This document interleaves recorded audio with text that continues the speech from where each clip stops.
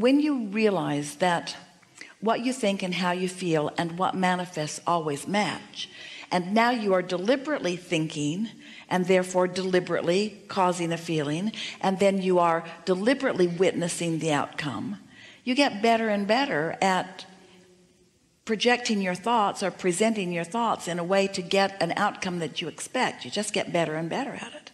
There's a case to be made for just flowing all over the place, thinking whatever you want to think, responding to the wheels that are squeaking the loudest, and being sloppy in your thinking, and getting some of that and some of that and some of that and some of that, which is the way most people are living.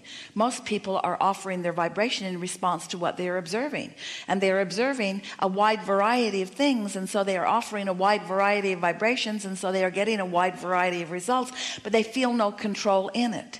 It isn't until you understand law of attraction is responding to your thought, and your thought has a vibrational nature, and that if you think a thought and maintain it, if you hold a thought for as little as 17, 16, 17, 16, 17, 16, closer to 16 to 17 seconds, barely over 16 seconds, another thought will join it that is like it, and momentum has begun. And if you hold that thought for another 16 seconds, then another thought like it will join it. And once you've held that for about 16, 16, 16, 16, so you barely cross that minute mark, you've got enough momentum going that a discerning person can feel unequivocally what their guidance is offering to them. Not only is this contrast inherently important to the expansion, to the continuation. There can be no continuation if there is no expansion. So the very eternalness that we are all talking about is dependent upon contrast that causes discernment, that causes choices, that causes energy to flow, that causes focus, that causes law of attraction to bring to it the manifestation. Everything would cease to be without contrast and discernment of the contrast. And satisfaction matters so much. That's the piece that humans want to leave out. We say to you, there's this triad of intentions, this perfect triad of intentions of freedom and growth and joy. You've got to find a way to be more of a match to the vortex and less of a match to what is, which means you've got to pay more attention to how you feel and less attention to what you're looking at. We want you to find a way to not need the manifestation right now. Because if you need it to be right now, if you say, I just can't stand it another minute, I've been wanting it for so long and it must come to me now. Since it's not going to, then your awareness of it not coming is going to play a big part in your vibration.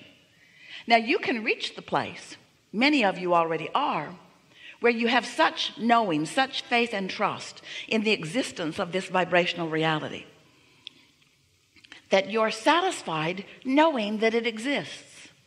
And because you're satisfied, there's no resistance in your vibration.